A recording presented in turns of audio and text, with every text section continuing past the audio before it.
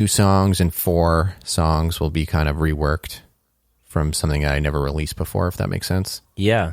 Is there like a method to remembering which songs were good or which songs were crap? Or Well, I feel like every record I do, there's always like 5 or 6 songs that just never happened for some reason. You know, I didn't finish the lyrics, or just the production was never there, or didn't, you know, I just wasn't feeling that at the time of my life, or there could be all sorts of reasons. But currently I'm working on one, and I was going through my hard drives and realizing I've done like 10 versions of this. And for me, I decided that I actually, even though I have my own studio, like I want to pay a day rate to go to another studio just to get me out of my box for this one.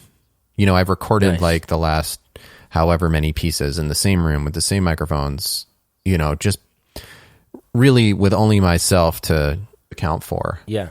And so for me, it's just like a way to change it up. I think like the biggest thing you can be doing creatively is just trying to change it up. And, you know, I'm definitely in a place now where my production is getting more minimal, and like I can get insecure when people, you know, really connect to like my older stuff that just had like crazier drum contortion and manipulation and all that kind of stuff. And like now I just kind of want to hear songs in a more pure form. Yeah, that makes sense. you just try not to like overthink it. And honestly, by the end of the day, like everything has been kind of messed with enough that it's going to sound unique and cool. Just Great. Even through the mixing process, you know. Mm-hmm. Let's talk about mixing. So you said you don't do the mixing for the Howard. It's too much for me to do all the writing and production and to like go super detail oriented on EQs and stuff. Like I want to give that part of it over at some point. Right. There's only so much objectivity you could have at a certain point. Yeah. Yeah. So your bandmate is doing the mixing, right? Yeah. Amazing. But do you do mixing for other things? I do. Yeah. What goes through your mind if you want to like look for maybe an outside mixer or session musicians? Is that something you ever do? Yeah. I mean, it's something I want to do sometimes. I mean, I've definitely brought in like a fair amount of session players over the years to do stuff on my records, but like the core of it's always my band. I think there's always a trade-off, you know, like I think the people that work with me, we feel like there's like it's special that we've been working together for so long. And you know, there's something that comes with that where, you know, if you're just hiring session musicians or outside mixers, you might get like the product you want in the short term, but like you don't kind of have that same connection in the long term. You know, like I know I can depend on these guys to tour with me and write with me and go through all those versions, whereas like someone from the outside just wouldn't have that capacity. So, you know, I may trade off a few aesthetic things in the short term for the long term. But, you know, I like the last record I really wanted Dave Fridman to mix, actually. Do you know who that is? Name sounds familiar. He's done like all the Tame Impala and MGMT and Spoon, like a lot of this sort of like big sounding indie rock. Yeah, those are the big players. Yeah, and like I don't really know what I was thinking, but I thought we'd get some label money at the time, and his rate was just like way too high. I would be curious. I mean, obviously a fair amount of stuff I produced on has been mixed by other people, and it's always just interesting to see what they pull out of it. And I think the most interesting thing to me is like, no matter who mixes it, the engineering and production have so much to do with the sound that it always still kind of sounds like it came from the same studio. I always think that, you know, mixing is just going to take it into a whole nother dimension. Yeah, but it doesn't really. But it doesn't. Yeah. The core of the sound is the production. Yeah. Absolutely. Yeah. I think a lot of newbies like to focus on mixing because it's fun and it's like easy to see progress and it's fun to play with, you know, plugins and stuff. But there's only so much you can do to, you know, first of all, A, polish a turd, and B, you know, like you're just highlighting what's going on in the production when you're mixing. So Absolutely. It's presented the best possible way. I don't know if you've read any of Mixer Man's books, but like his analogy is, you know, it's like framing of a painting, you know. The framing makes a big difference in terms of how you perceive the painting, but it's not the painting. Right. Absolutely. I mean, I've worked with someone like in the pop realm because I started producing some like teenage girls with my wife. And is your wife also a musician? Yeah, she's an amazing musician. She's like won Grammys and stuff. Whoa, no way. Yeah. Amazing.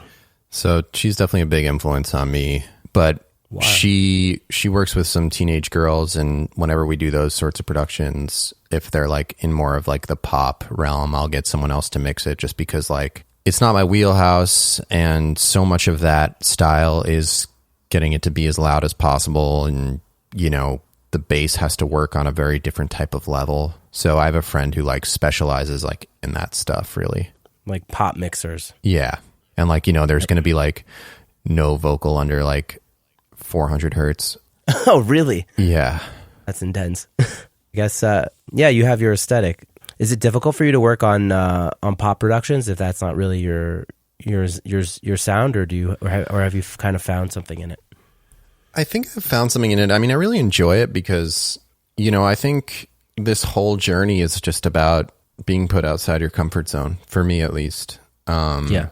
And there's something that I'm obviously going to bring to the table in that genre that people who generally work in that genre may not think of. But I also have to be realistic that it's not my wheelhouse, and I'll need some like outside help to get it to slam in the way that those kind of tracks do. Yeah. You know, like this guy I work with is literally just like constantly referencing, you know, Drake tracks or Rihanna tracks, and like scrutinizing like where the bass is hitting and like trying to match all those things. I got it. Whereas like for my music, you know, I don't necessarily want to attempt to do that. Yeah. Well, your stuff sounds great, man. Thanks. Appreciate it. Sounds super pro. It sounds to me like you've really like allowed this production thing to be a collaborative process on all fronts. Yeah, I mean, for me, I think, you know, I went through a lot of bandmates in my music career, and I'm always going to be primarily a songwriter and performer. And even if I'm doing mainly production work, I just always need to think of myself in that kind of way, because it's truly in those moments that I like connect with why I am a musician in a deeper way. Yeah. And I've gone through so many bandmates where I just couldn't handle the ego. And I feel like finally I'm like with a core of people that really have no ego, for better or worse. And at least in the music that we're making together. And I really try and embody that when I'm working with other people. Like I really just want them to be happy. Yeah. Because as an artist, when you're happy with something you recorded, like there's no better high. Yeah. Except for I love maybe that, playing man. like a huge show. But like when you like walk out with like a recording that you're psyched about, like for me that I literally like shit could be hitting the fan in all different areas of my life. And if I'm just psyched about the last thing I recorded, like I could be happy for months. Yeah. I love that. And I think that's a great like takeaway. Yeah. It's like when you keep your artists happy, you know, like they're really gonna remember that. Absolutely. So tell me, what's next for Howard? Yeah. Well, I'm working on this new record that I'm mainly focused on. I'm really excited about sonically where it's headed, and it's kind of going in this like post Beatles thing. I don't know. It's like if like the Beatles recorded today, that's kind of like the sound palette that I'm chasing. Nice. All the Mellotron. I'm actually not even using Mellotron. I think like my engineering style is heading more into like more of like a classic engineering style, but because like audio is so much more hi-fi today, it just sounds like wider and deeper. I mean, I'm never would I compare my recordings against the Beatles recordings, because that's just silly. Jeff Emmerich, may he rest in peace. Yes. All of them, may they rest in peace. George Martin. Yes. But yeah, working on some of that, and a show that I just worked on just came out, and working on one more, and just not exactly sure what the next thing will be just now, but you know, in the studio every day and working and feeling good, and you know, not having too much writer's block these days, which is great. For me, like I feel like the writer's block can just be like, you know, a year straight sometimes. Like it can be really, really tough. Yeah. And that's why like I always like to have a lot of doodles recorded, just like stuff I can just sort of mess around with during those severe stages of writer's block. Uh-huh. Interesting. So you have like, you keep like your songs like tucked away in a journal for a rainy day, like literally. Exactly. Like someone that I once took voice lessons with told me that Dylan used to do that. And, you know, like in times of his life where he was really prolific, he would just like record everything he could, just like demo it. And then he would just like always have banks of stuff to work on throughout his career. It's really smart. So when it's coming, I try and squeeze all the juice out of the lemon, I guess. Yeah. Is there a collab in store with you and your wife? Yeah, we actually started, like, I think at first we tried to, have as little to do with each other musically, just because, like, it dangerous. It can get messy. Yeah. It's like, I don't want my wife telling me to, like, carry her amp, like, more than once. Yeah. Just gets like... What's your wife's name? Your artist Sonia name? Kitchell. Cool. I'll check it out. Yeah.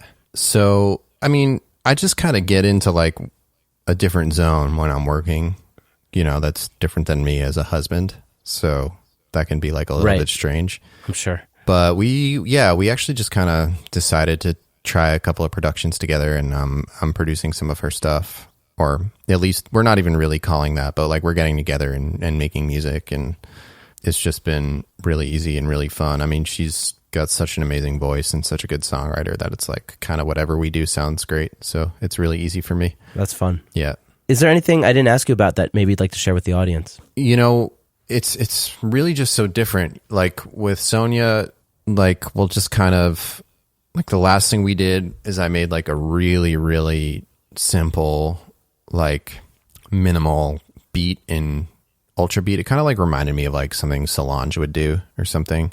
And we just like recorded an upright piano and her singing, and just like those three elements alone just sounded so unique to me. And then like for more of like the pop stuff, sometimes I'll like have them track everything with a guitar, if that's their primary instrument, to like a drum loop just to keep it on tempo. Yeah. And then like strip everything out and start the production over just with the voice. So it really, really depends what they're going for. This friend of mine, Benjamin Jaffe, whose record I did, he played every instrument, and he's just like a really accomplished instrumentalist. And like for me, it was just like about putting mics up and like not having anyone overthink anything too much. Mm-hmm. And like we would just like record as much as we possibly could, and then like the next day in the morning we would just like listen to it and then like start critiquing it. So I think it's like really, I think being a producer is mainly being a psychologist with like proficiency in recording and, arrangements and things like that. And, I think like a trap that a lot of young bands or writers or producers fall into is like stacking too many of the same frequency spectrum instruments together. Like, yeah, I think like good production is when you like know where the bass should be and how you want it to like feel with the kick, and just knowing how you want to either fill or leave out whatever ranges from like the bottom to the top that you want. Yeah. It's almost like classical composition, right? You need to know, each thing has its own, range in the, like on the piano. Exactly. And I actually studied a little bit of that when I started the film stuff. And it's not like I learned a ton from that into audio production, but like learning that almost like science, I just noticed how much crossover there was into music production. How they'll stack the cellos, or I should say the violins, or where the cellos are, how you would stack different orchestral elements just so that you don't cloud up certain parts of the mix, basically. Yeah.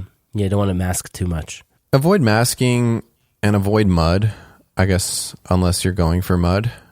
But even when you go for mud, you got to be really careful. Like I love kind of like wall of sound shoegaze records, like My Bloody Valentine, or and it's just like fuzz guitars and verbed out, and you're not even like sure what's going on, but there's just like this.